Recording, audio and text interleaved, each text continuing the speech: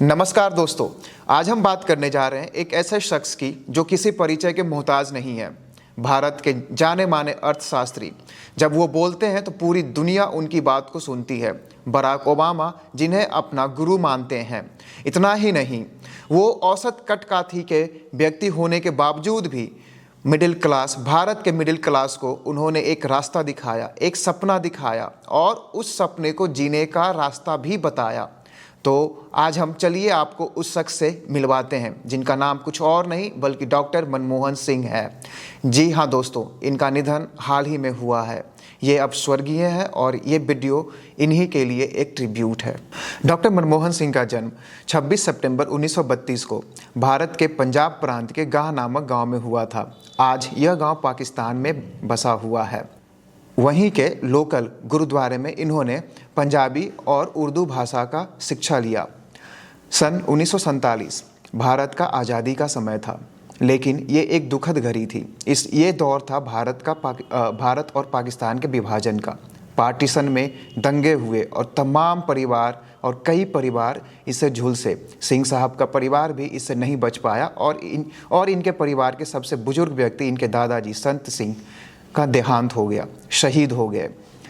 इसके तुरंत बाद इन्होंने भारत के हल्द्वानी में शिफ्ट हो गए।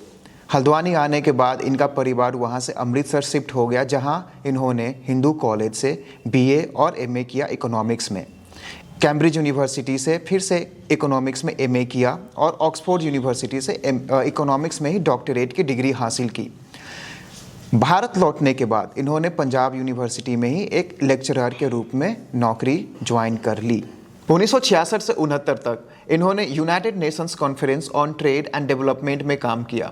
उसके बाद 1969 से 71 तक ये दिल्ली यूनिवर्सिटी के दिल्ली स्कूल ऑफ इकोनॉमिक्स में एज ए इंटरनेशनल ट्रेड के प्रोफेसर के रूप में काम किया। ये वही दौर था जब एल.एन. मिश्रा, श्री ललित नारायण मिश्रा, जो कि मिनिस्ट्री ऑफ फॉरेन ट्रेड के एडवाइज़र के रूप में इनको अपॉइंटमेंट देते हैं। 1972 में ये मिनिस्ट्री ऑफ फाइनेंस के इकोनॉमिक एडवाइज़र बनते हैं। 1976 में फाइनेंस मिनिस्ट्री में सेक्रेटरी का कार्यभार संभालते हैं। 1980 से 82 तक ये प्लानिंग कमीशन में भी काम करते हैं। इतना ही नहीं, 1982 से 85 तक ये भारत के आरबीआई के गवर्नर के रूप में भी काम करते हैं। 1987 से 90 तक का दौर ये जेनेवा में बिताते हैं। जेनेवा में ये independent economic policy think tank में साउथ कमीशन के सेक्रेटरी जनरल के रूप में कार्यभार संभालते हैं। जेनेवा से लौटने के बाद डॉक्टर सिंह 1990 में पीएम के एडवाइज़र बनते हैं और 1991 में यूजीसी के चेयरमैन। ये वो दौर था 1991 जब भारत आर्थिक मंदी से गुजर रहा था। उस समय कांग्रेस की सरकार थी। पीवी नरसिम्हा राव भारत के प्रधानमंत्री थे और वो चाहते थे कि भारत का वित्त मंत्रालय मनमोहन सिंह संभाले, और मनमोहन सिंह नहीं बनना चाहते थे। 2005 का एक इंटरव्यू का स्क्रिप्ट है जो कि मैं आपको बताना चाहता हूं, जिसमें इन्होंने साफ साफ कहा था कि कैसे पीएम के सेक्रेटरी इनके पास आए थे। जिस दिन कैबिनेट में ओथ ग्रहण होना था तो कैसे पीएम के सेक्रेटरी इनके पास आए थे और कहते हैं कि आपको प्राइम मिनिस्टर, फाइनेंस मिनिस्टर बनाना चाहते हैं, और ये बहुत ही प्रेम पूर्वक मना कर देते हैं। नरसिम्हा राव गुस्से में झल्लाए हुए इनको अगले दिन ज़बरदस्ती बुला करके ओथ दिलवाते हैं और इस तरीके से ये भारत के वित्त मंत्री बनते हैं। 1991 भारत के हर एक लोगों को याद होगा आर्थिक मंदी के कारण। उस समय ऐसा कहा जाता था कि भारत का सोना गिरवी रखने की नौबत आ गई थी। हमारी जो भी फॉरेन रिजर्व्स थे वो सिर्फ 2 हफ्तों के लिए ही था। ऐसे 1991 में जब फिस्कल डेफिसिट भारत के जीडीपी का 8.5% तक पहुंच गया था।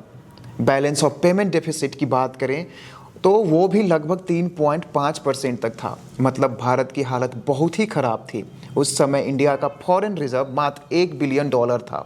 आज के डेट में 2009 तक ये $600 बिलियन हो गया था, कई गुना ज़्यादा। और ऐसा माना जा रहा था 91 में कि भारत अब टूट सकता है, आर्थिक रूप से बर्बाद हो सकता है।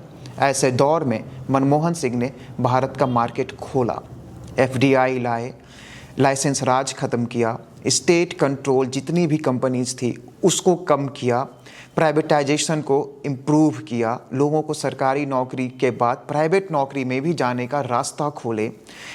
इतना ही नहीं, इंपोर्ट ड्यूटी और इंपोर्ट टैक्स भी कम किए। धीरे धीरे इकोनॉमी हमारी ट्रैक पर आने लगी।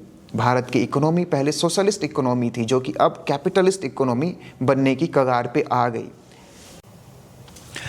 भारत के सोशलिस्ट इकोनॉमी को कैपिटलिस्ट इकोनॉमी की ओर ये लेकर के जा रहे थे। ये वही समय था जब एप्टेक जैसे संस्थान हमारे देश में आए। अगर हम बात करें तो हमारा मिडिल क्लास अब धीरे धीरे खड़ा हो रहा था अपने पैरों पे, क्योंकि डॉक्टर सिंह साहब के पास एक विजन था। वो हमेशा एक अच्छे अर्थशास्त्री के रूप में जाने जाते थे। उनका विजन था कि अगर इस देश को आगे बढ़ाना है तो यहाँ का मिडिल क्लास को सबसे पहले खड़ा करना होगा, और ये उसी में लगे हुए थे। एप्टेक जैसे संस्थान जहाँ से हमारे उस समय के युवा कंप्यूटर की शिक्षा और सर्टिफिकेट ले करके विदेशों तक नौकरी कमाने के लिए चले गए थे। आज भारत में अगर इंजीनियर देखे जाते हैं तो ये इन्हीं का दिया हुआ है। इनके कार्यकाल में ही इन्होंने मिडिल क्लास को एक ऐसा प्लेटफॉर्म दिया, इन्होंने मिडिल क्लास को एक ऐसा सपना दिखाया जो कि न सिर्फ पूरा कर सके बल्कि उस सपने को वो जीने लगे। 1991 का दौर लिबरलाइजेशन का था, इकोनॉमिक लिबरलाइजेशन का, प्राइवेटाइजेशन का था, नए नए स्कोप का था। 2004 में इलेक्शंस होती हैं और यूपीए की सरकार बनती है। यूपीए एक कोलिशन गवर्नमेंट था। कोई नहीं कह रहा था कि यह गवर्नमेंट ज़्यादा दिनों तक टिक पाएगी। सोनिया गांधी प्राइम मिनिस्टर बनने से मना कर देती हैं। लोगों में कैओस था कि आखिर कौन बनेंगे। लोगों में टकराहट थी।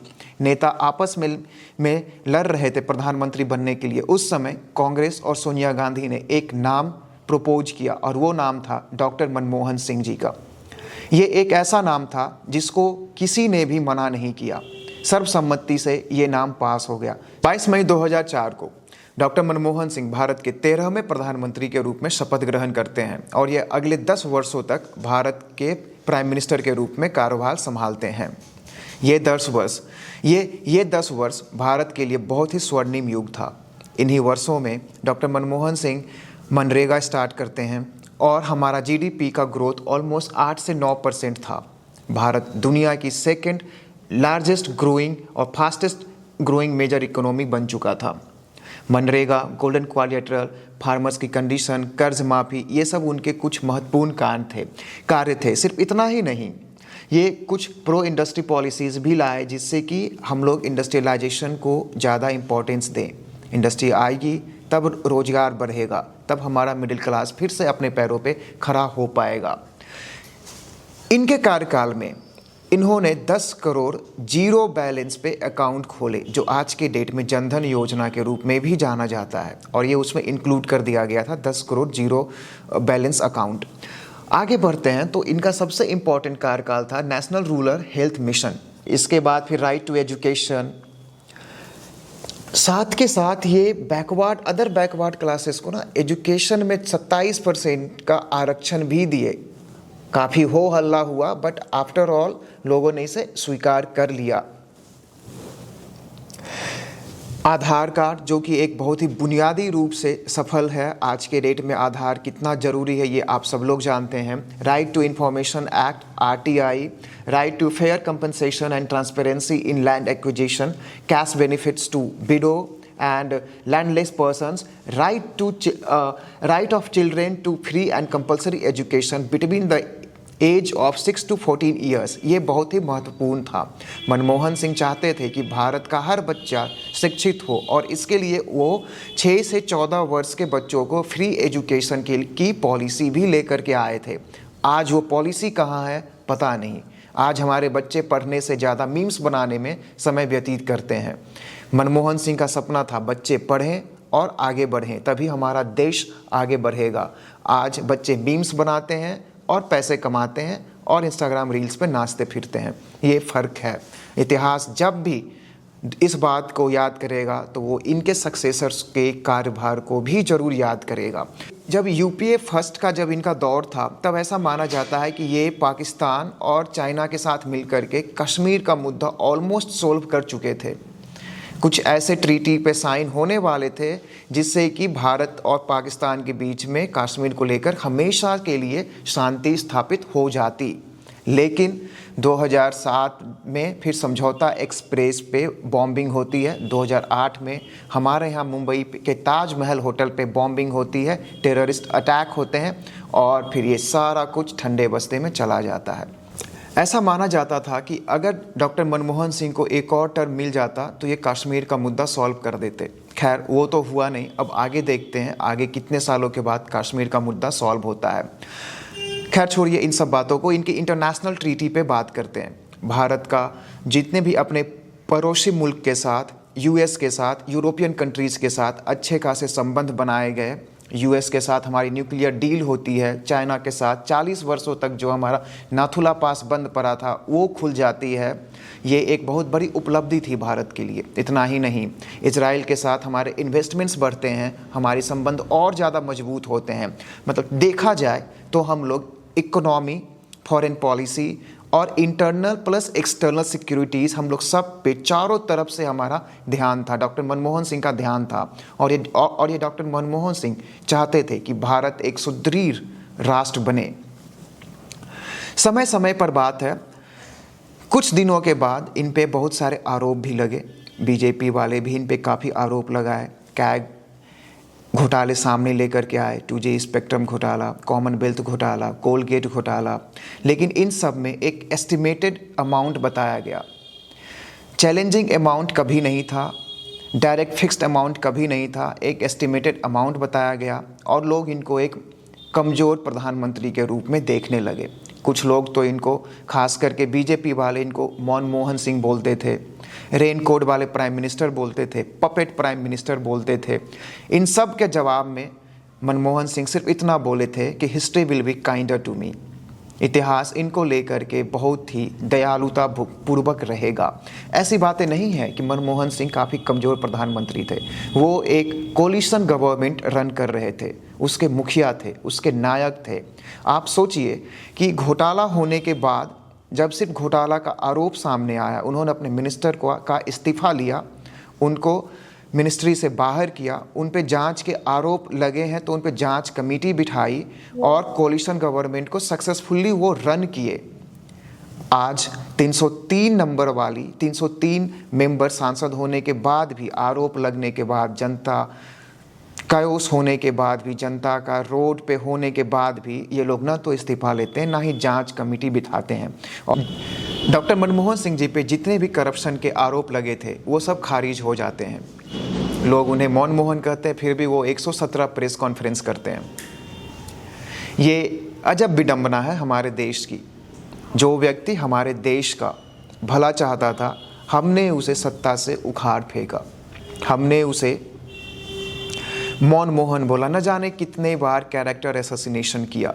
आज उनके निधन पे एक भी व्यक्ति ऐसा नहीं था जो कि दुख व्यक्त नहीं कर रहा था। एक भी व्यक्ति ऐसा नहीं था जो कि उन्हें अच्छा नहीं कह रहा हो, उनके कार्यकाल को अच्छा नहीं कह रहा हो। सब उनकी तारीफ कर रहे थे। ये उस व्यक्तित्व का एक बहुत बड़ा अचीवमेंट है। आप जिस तरीके से आपने देश को सर्व किया, ये उसका अचीवमेंट है। इतिहास मेरे ख्याल से इतिहास को उनके प्रति काइंडर नहीं, उनको हमेशा एक मजबूत प्राइम मिनिस्टर के रूप में दिखाएगा।